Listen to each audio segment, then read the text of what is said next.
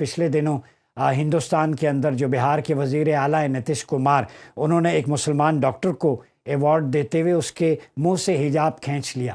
تو وہ پراگندگی، غلاظت جو ان کے دماغ کو تھی اب منہ کو اور ان کے ایکشنز میں آ چکی ہے، اور ہندوتوا فلسفی پریویل کرتی جا رہی ہے ہندوستان کی بیوروکریسی میں، گورنمنٹ میں، ایڈمنسٹریشن میں۔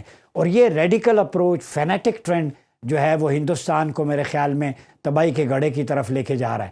لیکن اس کا امپیکٹ کیا پڑا؟ جب ایک ریپریزنٹیٹو وزیر اعلیٰ کسی کا حجاب کھینچے تو آج RSS کے غنڈے ہندوستان کی گلیوں میں مسلمان خواتین کے درجنوں کے حجاب کھینچے ہیں۔ تو یہ جو Islamophobic dangerous trend Hindustan میں بڑھ رہا ہے، اس کے لیے بھی مسلم ورلڈ کو جو ہے وہ دیکھنا ہوگا، اور جو enabling and fuelling factors regarding Islamophobia ہے تو اس کو بھی ایڈریس کرنا پڑے گا، چاہے وہ وائٹ سپرمیسی ہو، ہندوتوا ہو، چاہے وہ زائونزم ہو جو فلسطینیوں پہ ظلم کر رہا ہے۔ یہ سارے اسلاموفوبک ٹرینڈز، ان کی ریزن، کازز اور ان کا سولوشن ہمیں پیش کرنا ہوگا۔ ہندوستان کے اتر پردیش کے وزیر اعلیٰ انہوں نے ایک جملہ کہا جو ہمارے ذہن کو لگتا ہے ہم تو وہ زبان نہیں یوز کر سکتے، کہ نقاب بھی اتارا ہے، کچھ اور تو نہیں اتارا۔ تو اس سے آپ ہندوتوا کا مائنڈ سیٹ اندازہ لگا لیں۔ تو یہاں پہ مجھے قائد اعظم محمد علی جناح کا وہ قول یاد آ جاتا ہے کہ جو پاکستان کے مخالف ہیں، جب پاکستان بن گیا تو وہ ہندوستانی مسلمان اپنے آپ کو جسٹیفائی کرنے کے لیے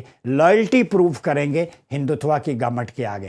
آج وہ ثابت ہو رہا ہے۔ تو دو قومی نظریہ آج جیت چکا ہے۔ پاکستان کے اندر انکلوسیونیس ہے، ڈائیورسٹی ہے، یہاں پہ ٹیمپلز بھی فریلی ایکسرسائز کر رہے ہیں اپنی ریلیجس بائنڈنگ، یہاں پہ گردواراز ہیں، چرچز ہیں، وہ ایک انکلوسیو ماڈل کے تحت جا رہے ہیں۔ تو ہم نے الحمدللہ پوری دنیا کو یہ پورٹری کر دیا ہے، لیکن ہندوتوا جو ہے وہ اپنی اس فلسفی سے باز نہیں آ رہا۔